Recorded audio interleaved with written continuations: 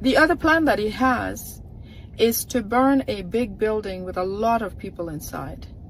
Remember, Museveni doesn't care about Ugandans. He doesn't care if you live or you don't. In fact, Salim Saleh has said to them, because as you might know, Salim Saleh lives in northern Uganda, in Acholi, in Gulu. He has told them, you know, the people that control the Uganda sub-region, the Banyarwanda who control the Buganda sub-region, he has told them they've done a poor job. Because by now, most Baganda should have been no more. Because he tells them, and he brags about it, he says, you see, look at Acholi. Those people don't even lift their head. They won't say a word. Because I've dealt with them. Anybody that's in Acholi that used to be powerful is now useless. Look at Mao. He doesn't know his left from his right. You know, I dictate how he moves or what he does. There is no, in fact, there's a reason why the leaders of Acholi are either gone, the powerful ones, General Okech, Honorable Jacob Olanya. There used to be a really powerful gentleman that was in the army. Even him is no longer here. There was a couple of other people. You will notice that in northern Uganda, people are either powerless or dead. You can see that the UPC administration works under Museveni. You can see that Norbert Mao, who is a party president, did not have faith enough in himself and decided to vote for Museveni. He came out and said, I am Norbert Mao. I am the DP president, but my vote goes to Museveni.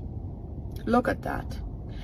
Point to any leader in northern Uganda. He also brags about Eastern. Remember the time Kadaga came out and said, oh, you know, what they're doing to Bobby Wine and his people is not right. The government should look into it. They need to change a few things. A few days later, Kadaga was seen in Gulu visiting Salim Saleh. What does that mean to you? Salim Saleh brags about overpowering the Acholi, or the people in northern Uganda and eastern region.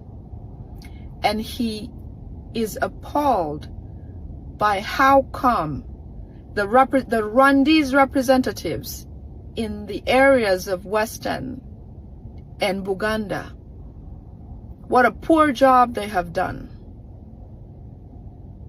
But in any case, there has never been an uprising like there has been in recent months or years. Since the coming of Bobby Wine, I started following Bobby Wine and supporting him since the Arua incident. I knew it. He was made of something special. He was sent by God to come to Uganda, or actually to rescue Uganda from the fangs of Museveni. I believe with every might and every ounce in me that Bobby Wine is chosen to liberate us from Museveni. And it's over for you, Museveni. It's done. It is done. Something else that they're struggling with is they lack finance right now. I saw the Minister of Agriculture coming up with a new bill that he wants to present to Parliament, requesting funds for animal husbandry. This is what they did before about coffee.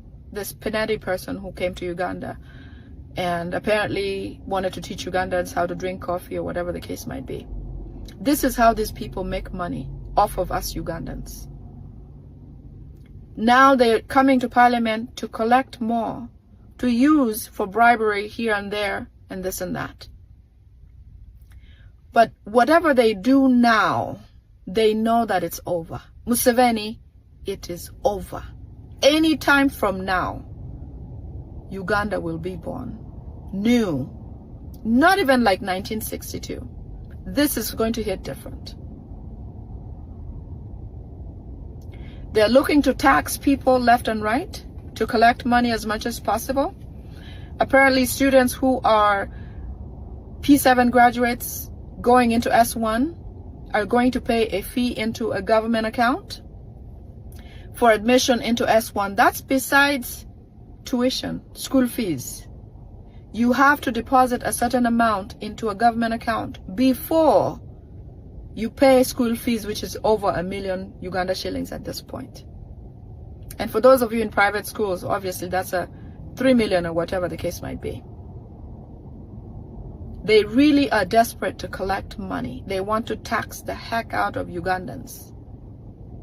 But stand strong, stand your ground, because change is coming. The other proposal I've heard recently is they want to tax every building or business that exists by in the city, by a roadside, or by main highways or main streets. You're going to be taxed a special amount. That is not even your regular building taxes. No, it's going to be a separate amount. So Ugandans, we must get angry enough to protest all of these things that they're trying to do. We can do it peacefully. Yes, we can.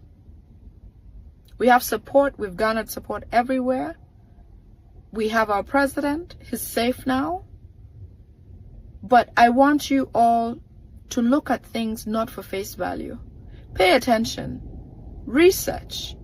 If you, for example, this case that's coming up to court, you can really tell that everybody that's participating in this hearing is related to Museveni somehow. Imagine that. His Attorney General is part of the legal office where his attorney is present or works.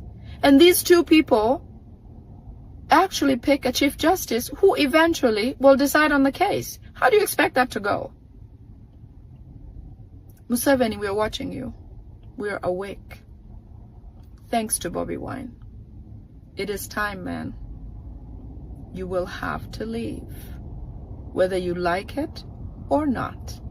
Now let me tell you something funny. This is, you know, there are things that sound outrageous, but possible. So apparently Museveni and his son are planning on, you know how when somebody commits a crime, you know, goes and shoots up a school or whatever the case might be, they'll, you know, the legal service can determine whether somebody's insane or crazy or whatever the case might be. Apparently, that's one of the things that they think they can do. They can plead insanity. So Museveni will say, well, I'm nuts or whatever. And then same thing for Muhoozi. They've used a hospital in Switzerland or Sweden, one of those two countries, that is apparently going to certify that Muhoozi is crazy or insane to try to escape the ICC or being incriminated for the tweets that he has made over a long period of time. But guess what? Time's up. Whatever they do, whatever they want to do, Uganda is in labor, and this baby will be born. Thank you all for listening to me. My name is Lady Winnie. I hope you have a great day. I hope you have some faith. You know, I speak to a lot of people whose heart is broken because they feel like we've lost again, that we've lost. I want you all to have faith. Have faith, because we're not just sitting here. A lot is brewing, and Museveni is feeling it. It is time. They must leave. You're going to see what you've never seen before. You're going to hear what you've never heard before. You're going to experience what you've never experienced before in this country, Uganda. Stand faithful. Pray, because it's coming. Okay? Have a great day. I love my country. Love you all. Thank you. Bye-bye.